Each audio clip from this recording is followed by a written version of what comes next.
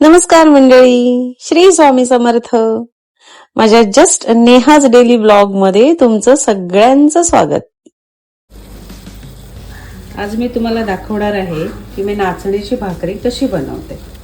तर हे उकळलेलं पाणी घेतलंय. आता बघा, एवढं उकळलेलं चांगलं पाणी घ्यायचं. नाचणीच्या भाकरीमध्ये तुम्ही जर साधं थंड पाणी घातलं तर भाकऱ्या होणार नाहीत तुमच्या, म्हणून हे असं उकळलेलं पाणी घालायचं. काही जण उकळलेल्या पाण्यातच पीठ भिजवतात आतमध्ये आणि झाकून ठेवतात, जसं आपण मोदकाला करतो तसंही चालेल, हे असंही चालतं. आता हे पीठ असं, पाणी गरम आहे, पीठ पण गरम आहे, हात घालू नका त्यामध्ये. हे असं पीठ चमच्यानेच जरा मळून घ्यायचं. 1-5 मिनटं थोडं थंड होऊ द्यायचं आणि मग हातानेच मळायचं. मला सवय आहे, मी असं गरम गरम मळू शकते, पण तुम्ही जर पहिल्यांदाच करणार असाल तर ते थोडंसं गार होऊ द्या. हे बघा, हे असा मऊ गोळा होऊन जातो, जसा आपला कणकेचा गोळा होतो आणि याच्या मस्त भाकऱ्या होतात. मी तुम्हाला सांगायला विसरले, मी पाण्यात थोडं तूपही टाकते. तुम्हाला तेल टाकायचं असेल 2 थेंब तर तुम्ही टाकू शकता, पण मी थोडं तूप टाकते, म्हणजे नाचणीची भाकरी खूप चवदार लागते.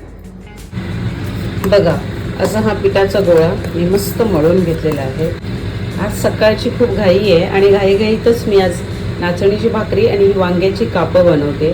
तर वांग्याच्या कापांसाठी बघा, मी असं लाल मसाला म्हणजे तिखट, धणेपूड, हळद आणि थोडं आपलं मीठ.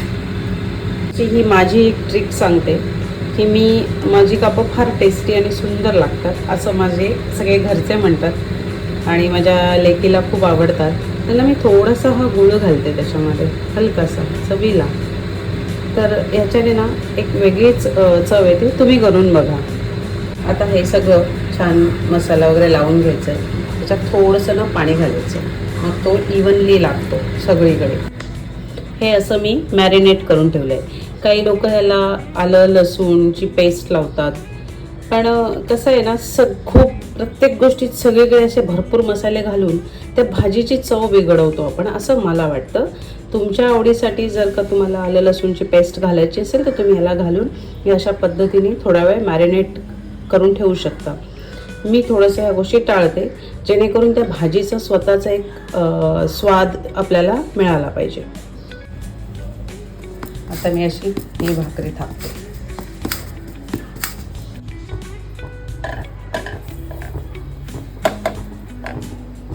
आता ही भाकरी अशी टाकली. भाकरी टाकल्यानंतर त्याला असं पाणी लावून घ्यायचं.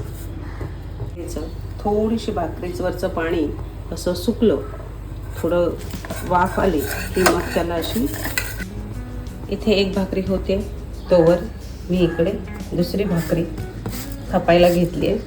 इकडे वांग्याला मॅरिनेशन करून ठेवलेलं आहे. बघा कशी माझी भाकरी टम्म फुगली, पूर्णपणे फुगली. हे बघा, है ना छान.